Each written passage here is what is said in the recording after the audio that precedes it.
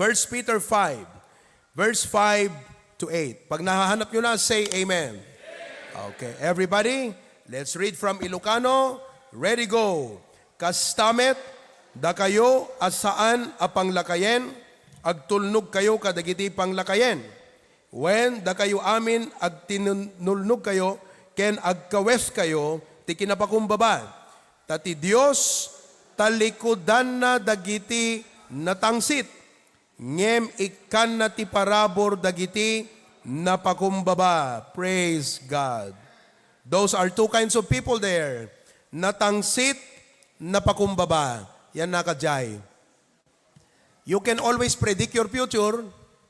You can always predict your future. Depending upon the attitude of your heart right now. If you are living a life of pride, natangsit ka, you know your future. But if you live a life of humility, you can always predict your future. Okay?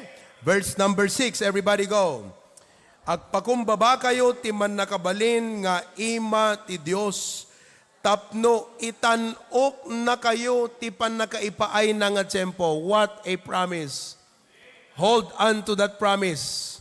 Okay? 7, itaklin nyo kenkwana ti amin apagdanagan nyo. Gaputa iso, alwadan na kayo.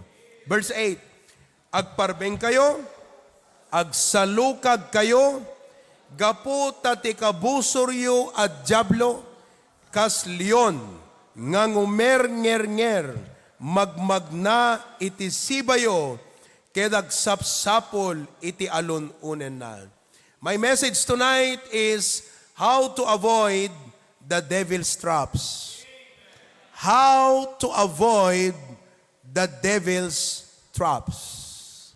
Amen? Well, the devil's traps are not in your past. The devil's traps are in your future. So let me share with you how you can avoid the devil's traps. Baka ngang iba sa iyatin, nahulog na sa bitag ng dyablo. You are imprisoned. You are a slave of the devil's traps. And you're wondering, why do I feel imprisoned? I pray that tonight, you will be set free from the devil's traps.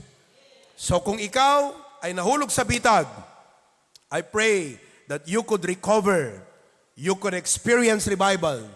But if you are going through sa future mo, devil's traps, I pray that you can avoid it by being able to learn these principles tonight. Dear Lord, this is my prayer. By your grace, we still have a long way ahead of us pag hindi pa dumating ang aming Panginoong Jesucristo. We do not want to waste our time. We do not want to delay serving you. We do not want to fall by the devil's traps and snares. That's why tonight, kung kami po ay nahulog na, tulungan mo kami na makarecover. And I pray that each and every one of us will learn to identify the devil's traps and be able to avoid it. In Jesus' name we pray, amen. You may be seated. How to avoid the devil's traps? Number 1, don't go astray. Don't go astray. Huwag kang lumayo. Dalawa po ang klase ng lumalayong Kristiyano. 1, lumalayo ang loob. 2, lumalayo physically. Nasaan ka doon ngayong gabi? Ikaw ba yung Kristiyano na kahit nasa church, pero malayo ang loob mo? Pag malayo na ang loob mo, sasabihin ko sa iyo, madali kang mahulog sa bitag ng dyablo. Don't go astray. Amen? Now, in Psalms 119, verse 67, let us all read together. Go. Before I was afflicted, I went astray. But now have I kept thy word. Now listen to me. Do you know how important it is for you to keep the Word of God. Let me ask you tonight, are you keeping the Word of God? First of all, don't neglect your prayer life and Bible reading.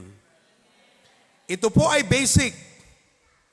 But once you are neglecting your prayer life and your Bible reading, you are going astray.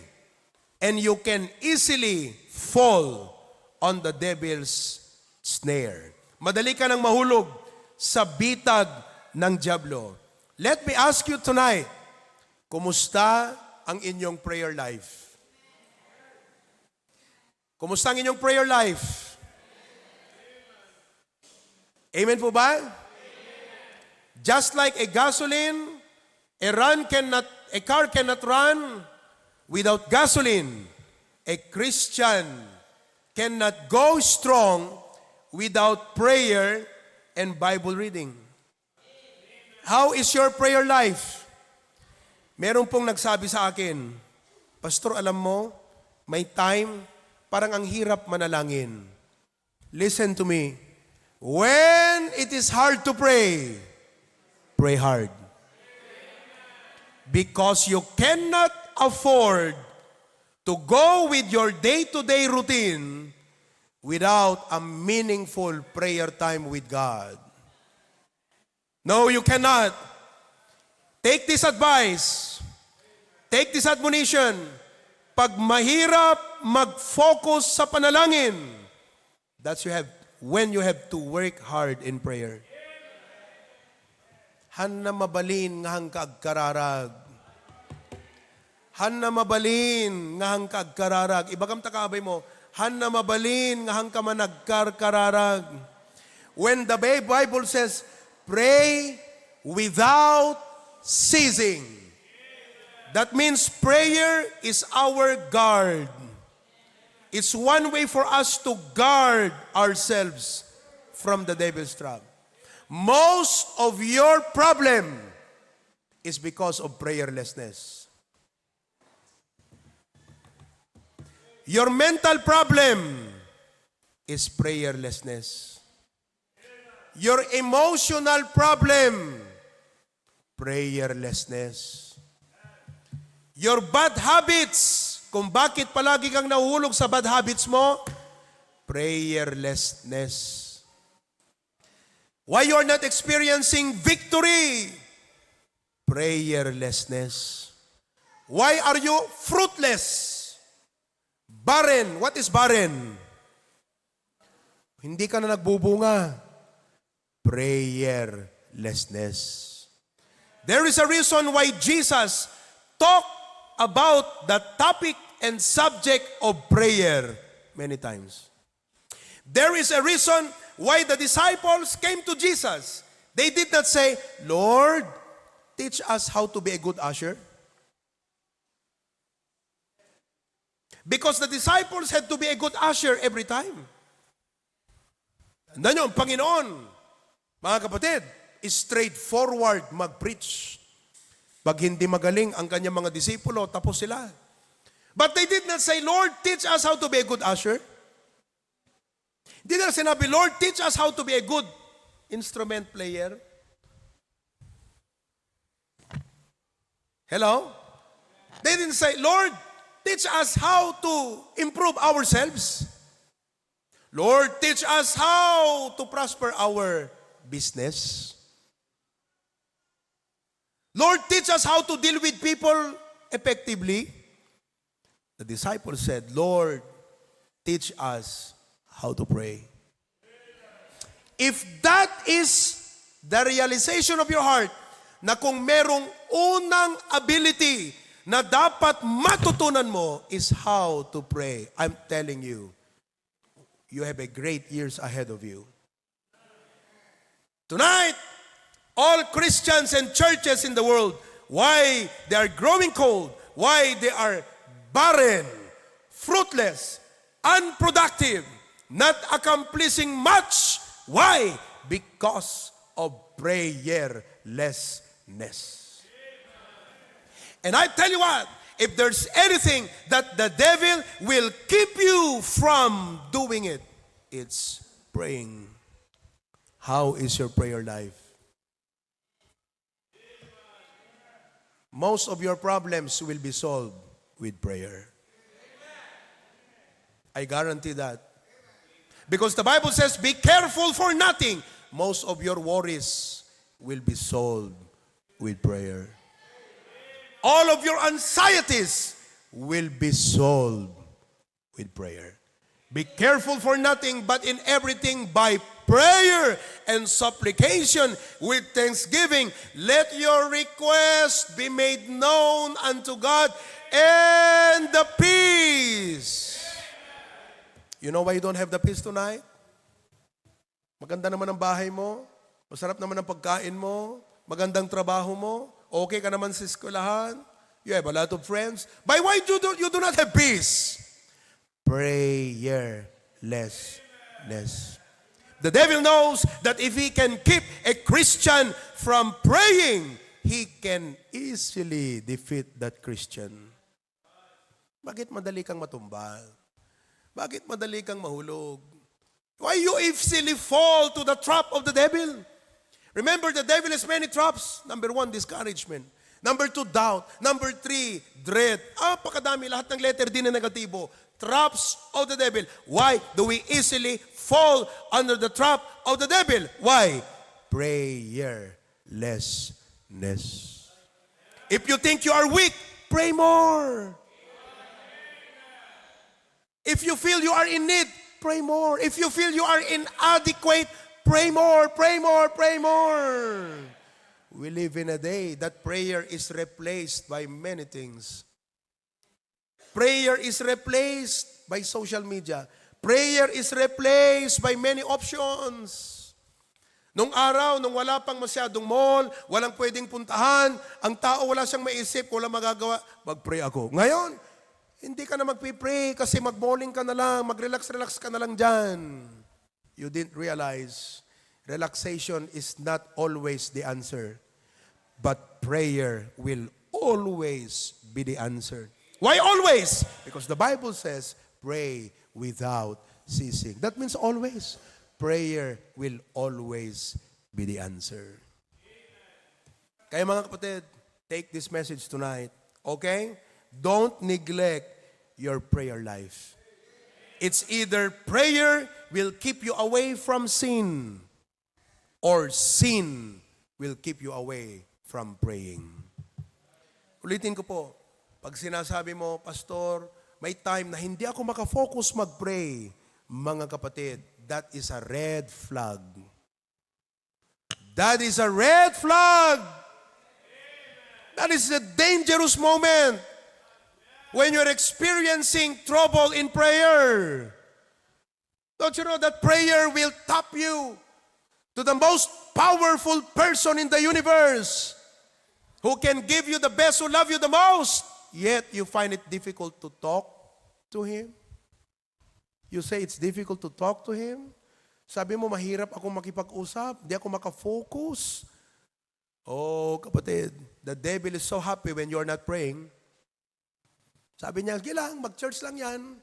Kayang-kayak nga tipuugan deta, urita nagkarkararag. I tell you what, even the strongest men will fail. Only prayer can lift you up. I have no time tonight, but all of the men in the Bible are men and women of prayer. Abraham was a man of prayer. Noah was a man of prayer. Elijah was a man of prayer. Daniel, who lived in a pagan world, kalaban niya lahat, but he was a man of prayer. Our Lord Jesus Christ lived a life of prayer. Kaya tayo, matuto tayong mag-pray. Let's revive our prayer life. Mag-fasting naman kayo. Huwag masyado puro trabaho, mag-pray naman. Huwag puro kain, pray naman. Huwag puro relax, pray naman. Huwag puro cellphone, pray naman. It's time to pray. You can only accomplish much depending upon your prayer life. Palaging sinasabi ni Pastor June, nothing of permanent result and value can ever be accomplished if not because of prayer. And I believe that 100%. I believe that 100%. Amen? Your power comes with prayer. Oh, kaya pag pinabayaan mo ang prayer life mo, you go astray. When you go astray, you become an easy prey to the devil. Mahirap ka pong huliin ng dyablo pag prayerful ka. Mahirap pong pindutin ng dyablo yung weakness mo pag pinapanalangin mo yung weakness na yan. Mahirap kang mahulog sa tukso kung saan doon ka mahina pag palagi mong pinapanalangin yan. Amen po ba? Don't neglect your prayer life and Bible reading or else you will go astray. Not only that, don't go astray. Don't neglect your prayer life and Bible reading. Second, have courage to say no to non-Christian friends. Learn to say no to non-Christian friends. Because, anong gagawin ng mga unsaved na kaibigan mo? They will take you away from God. Isudat mangyad adayo. Amuyo, nakapimpintas kumat Christian life mo. No awan barkadam nga mangyaw awangking ka. Oh, I speak this to all of you, especially young people. Nakapaspas ka kumabrad. Kaya lang adot unbeliever friend mo nga mga awang king ka, mga influence king ka. Oh, at dahil dyan, ang bilis-bilis mong mahulog. Alisto ka nga matnag. Apay, you're going astray because you don't know how to say no to non-Christian friends. And let me take this further. Kada kayo agbasbasa, nuhan na kailangan ta extracurricular activities ta eskwela, Don't make a lot of commitments. Kitam ti mapasamak ti biyag mo. No, yes ka amin. Ay, ngumatod grade ko kano. Ay, maitalo kanod grade ko. At the expense of your service to God. Parents, hello? No, digiti anak tayo. Ada digiti extracurricular, kung ada di eskwela, evaluaten nyo pelang. Kung ayo anak ko, kasapulang ka detang extracurricular. Bumagsak ka kadino awan detang extracurricular. Sa amagkit dinanang. Ngam baka jak agtapuan. Bebe am tatapuan. I'm not saying hanggang ag-excel iti klase. But you know, life is short. Everything is temporary. That stage is only a temporary status in life. Di relasyon mo ti apot permanente. Iyon ang pinakamahalaga doon. So nga kitaan nyo. Baka doon ay tikom commitments yun kakabsat. Barkada kan amin pa'y. Learn to say no to non-Christian friend. Daniel 1:8, anong sabi doon? But Daniel purposed in his heart. Are you a Daniel? Adaka di mo lang establish nga resolution tabiyag mo? Oh. No awang king kadeta kakabsat ko nam apo, apay kastuyak nga Kristiyano. Apay awan takder ko, apay awan. Because Daniel purposed in his heart that he would not defile himself with the portion of the king's meat, nor with the wine which he drank. Therefore he requested of the prince of the eunuchs that he might not defile himself. He made a commitment. Mga kapatid, listen to me, Christians. Paunagan tayo kakabsat, ti commitment tayo iti apo. No, the commitment nga dapat manayunan king ka. Han nga commitment kada iti unbelievers. Dapat commitment iti apo. Hanga dapat bumasbasit ti giving mo. Dapat tumakdakkel. Hana dapat bumasbasit ti ministry. Dapat umadado. Umadado ba ti ministry? Umadado ba ti time mo agserbi ti apo? Kung ano bumatbatit. Hello? Abos may-maysan, mapukaw pa'y. No itang rabi, bumatbatit, ti commitment mo, iti apo kakabsat, that's a red flag. You're going astray, and anytime, you can easily fall under the devil's traps. Ay, kakabsat, dinggan nyo dito nga balaag, itang rabi, this is a warning to you. And if you do not sit down, evaluate, and assess your Christian life, tapnon ti kasta kakabsat, makitam ti pagayadan ti apo ka, you are going to fall to the devil's trap. How to avoid it? Learn to say no to non-Christian friends. Bigat ti Domingo, awisun da ka. Malam ti Domingo, imbes nga inka makigimong. Sabado, inka kumamakibisita. Ada kumatay mo nga mapa nag-disciple. Oh, tagtaga kabsat, umat-adot time mo ka, digito yung non-Christian friend. Tapos kunam, hindi, relax lang ito. Sabihin ko so, hindi relax yan. Relapse yan. Oh, anot meaning ti relapse? Suffer deterioration after a period of improvement. Mayat yan nayas mo, bigla nga bimagsak ka. Suffer deterioration. Oh, let's watch out. Amen. Have courage to say no to non-Christian friends. Number 3, so that you will not go astray, is stay away from temptation. Stay away from temptation. Oh, ikatam dagiti pet sin, ikatam dagiti iwaksim, iwalin mo, dagiti banag nga isut pakatinagam. Dilitem deta nga application ta cellphone mo. No ti weakness mo. Internet game, dilitem. No ti weakness mo, inom. Hangka lumablabas si Jayan tabarkada mga giinom. You have to have a discipline. Stay away from temptation. 2 Timothy 2. Kailan nyo, day 21. Listen to me now. 2 Timothy chapter 2, verse 23. 22 pa lang. Sige. Flee also youthful lust. Are you fleeing? Do you always flee? Kuno si kang ngilingilawan ng tibasol. Pag itlogan ni Satanas tabiyag mo. You will easily fall. Verse 23. Okay? Hindi. 20. Alam mo di 20. But in a great house,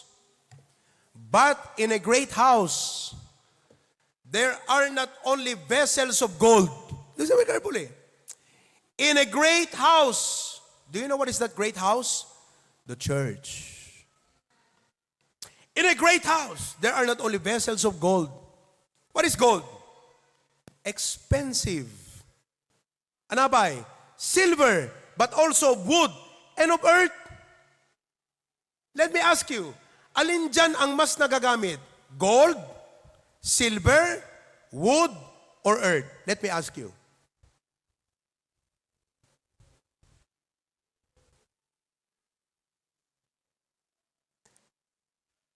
Yan na iti mas mausar. Jay gold nga baso, mahal yun. Jay silver nga baso, wood. Napadasan nyo timin unong te sabsabot. Nyog. In that great house, alin ang mas nagagamit? Yung gold, yung silver, yung wood, earth. What is earth? Tayo na damili. Kalabanga. Yan natin mas magamit. Have you ever studied that verse before? Who says gold? Pastor, mas magamit sa great house. Kasi yung great house doon, mansion yun palasyo. Alin na mas nagagamit? Who says, Pastor, it's the gold? Pastor, it's the silver. I think the silver will be more useful. Who says the wood? Who says the earth? Alam nyo, hindi issue yung gold, silver, wood, earth. Ang mas nagagamit, yung malinis. Uray adot talentom, no hanga na dalus tabiyag mo, han na ka mausar ti Apo.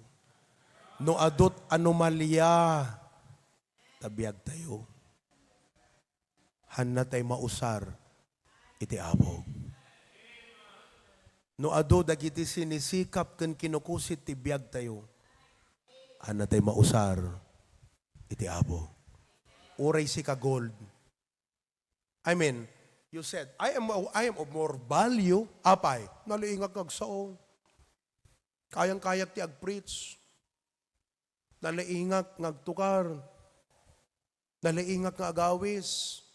Naliingag ngag-drawing. Naliingag ngagsala. Ay, awam mo siguro dito di jay.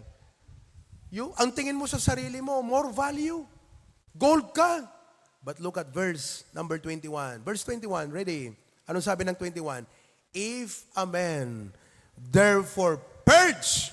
Ano ang purge? To clean himself from this, he shall be a vessel unto honor. Who will be a vessel unto honor? The gold? The silver? Is the clay vessel unto dishonor? Nakababain ba, DJ? Sabsabot nga isot paginuman, di ari? Tinakababain, te agat katay. Di ba? No uminom ka, makiinumak man. O, anat aramidam no makiinom ka. Number 1, ang utang, agat katay. So you would rather use your hands. Baka nga mas malinis pa yung kamay mo kaysa yun. Agat katay. Agsidaawak to daduma, di kiti karpintero. May isa nga dakkel a jug, may isa nga baso, 15 nga gububra. Sabi ko, pampira na sanay sila. Engineer, tama ako? May isa. Ang bihira, pag tinitignan ko yun, parang hindi ko kaya. 15 nga nagduduma nga bunganga. Adat tati mamartag, agsig-sigarilyo. Adahan nagtututbrush.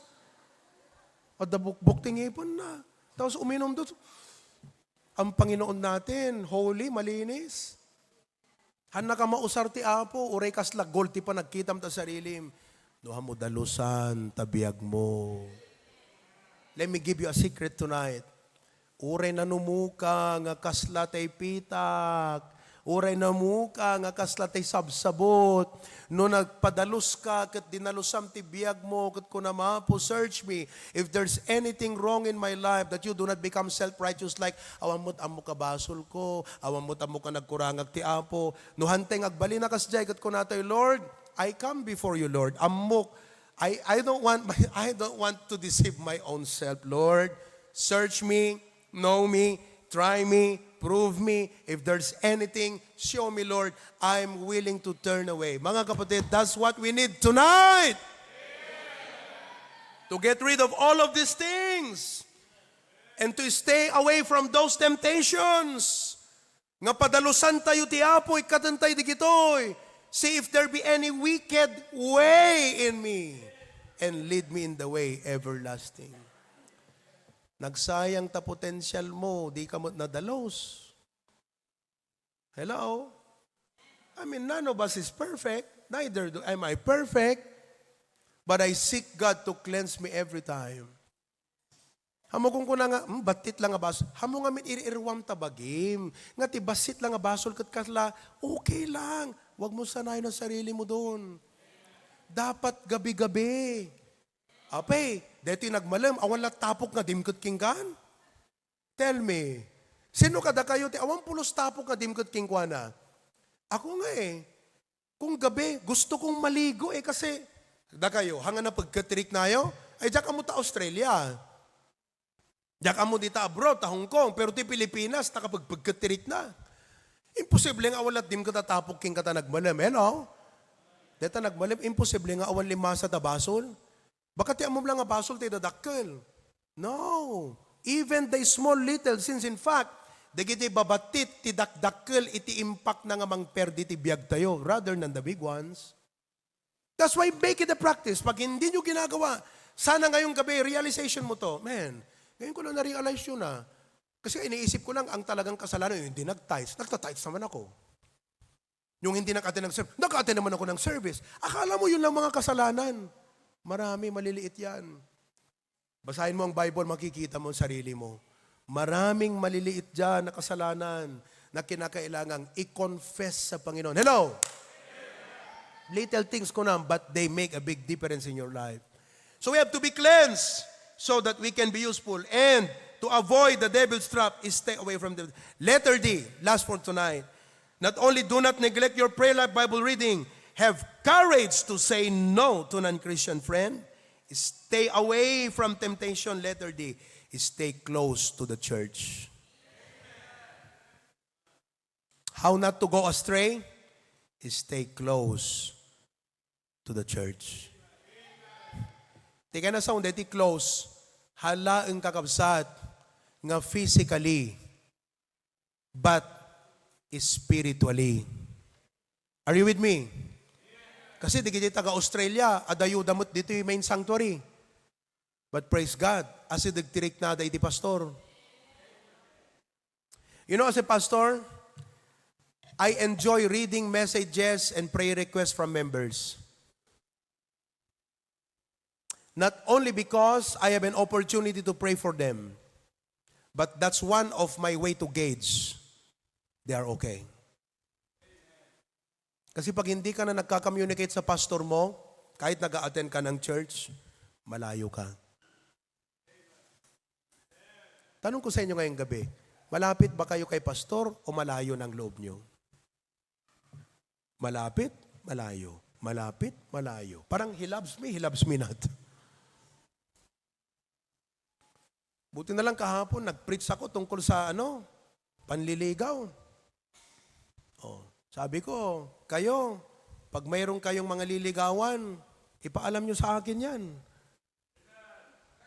Amom no si ka, aga-ar-aram ka nga, di mo yung pagada iti pastor, uri may ka magkapilya, adayo ka. Because kung may number one key person sa church, it's the pastor. O prinits ko yan kahapon, praise God, may nag-message, di ko sasabihin ng pangalan, may nag-message na sa akin kanina, Pastor, gusto kong sabihin sa iyo ang aking nararamdaman. And I said, as long as this brother keeps communicating with me, he is okay. Subukan mong ilayo ang loob mo sa pastor. Uri agad attend ka di church. You will easily fall by the devil's traps. Amen? Oh, kaya mag-communicate kayo. May plano kayo. Meron kayong mga challenges sa buhay. Huwag kayong maging, huwag kayong, so, hamuyat adayo tabagbagim. Aglala, isong ay bagbagamit ito yung, no absent ka, agpakaamu ka, because that's how we know you're okay. Kasi amom, no awang ka lang ortagi mo, di ka pela nag-text, the fact na absent ka, there's something wrong. At hindi malayo, mahuhulog ka. Hindi malayo, magbabackslide ka. Hindi malayo, naaalis ka na. Masakit sa amin yon. Pero hindi mo kasi ginawa yung basic na magpaalam sa pastor. Stay close to the church. Stay close to the man of God. Stay close to the servant of God. Minsan kasi yung iba, no aping nag-text kini pastor, amunang handag ka mindset. Magte-text ako kay pastor, sabalin tumutlat, i-advise na kanya. Against tumutla, dito ibaga. Hanang tumutla, aprobaran. Ayan, tignan mo. Anong mangyayari ngayon sa'yo? Di ba? That is why, mga kapatid, stay close. Hebrews chapter 10, let us not forsake the assembling of ourselves together. And whenever we assemble, the key person is always the pastor. Agkang kanta-katang adayumot di Jeric nam di pastor. You're away. Parang ikaw si Pedro, andun si Jesus Christ, nakikita niya si Jesus Christ, pero malayo siya sa ating Panginoon Kristo. Kaya nung sinabi sa kanya, kasama ka di ba?